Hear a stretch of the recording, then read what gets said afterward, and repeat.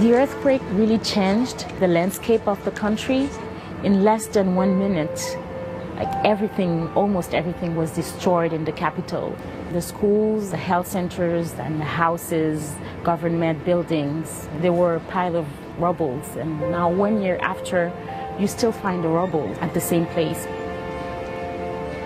Right after the earthquake, people moved from the capital to go to cities that were not affected by the earthquake. But now people are coming back to the capital because the country is centralized and because there's a lack of opportunities in the other areas. So now you have more than 1 million people living under tents still, waiting to be provided a house to live now. This year was very full. It started with the earthquake in January. Then we had to deal with the hurricane season. We had Hurricane Thomas. And in October, we had to deal with the cholera outbreak. Since November, we are dealing with the election, which is affecting drastically our operations because of the violence.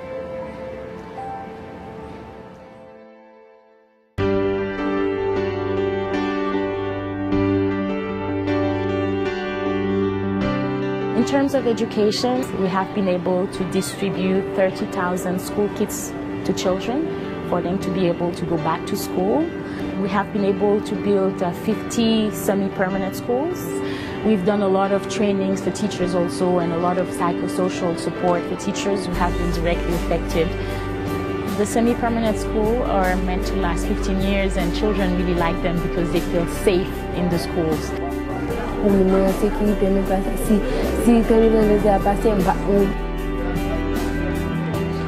We've invested also in protection, mainly putting together child-friendly spaces to support children who have been psychologically affected by the earthquake. And these child-friendly spaces are run by the youth leaders with whom we worked before the earthquake. They're supported by other professionals, but the youth are the leaders of these places. For the ECCD Center, this gives the opportunity to the parents to be able to work during the day and to find a safe place where their children can develop. And they are with trained professionals who know how to handle children 0 to 5 years old. Health is a major issue in Haiti, and a lot of the disease that kill children 0 to 5 are around poor sanitation environment. So we focus a lot in providing primary health care, not only in camps, but also reaching out to communities. We've invested a lot also in cash for work, which was key right after the earthquake to reboost the local economy. We've used cash for work to clear the rubble, to implement child-friendly spaces or temporary schools. Right after a couple of months, we've started also preparing the hurricane season, digging canals, cleaning rivers and waterways, and also planting trees. And now the priorities shifted with the cholera outbreak that started in October. We're partnering with youth who are educating their peers. They're also going to schools, to crowded marketplaces, and to remote areas. They teach people how to wash their hands and also how to purify water. We distribute kits in both schools and camps for families to purify water and provide them with the key messages to save their lives.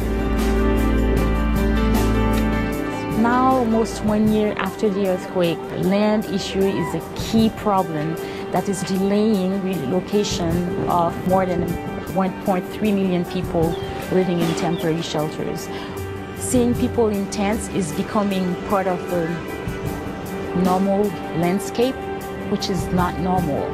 So this is part of the whole purpose of Plan's presence also, for people to know that they cannot live in this situation and they have a right to a better life.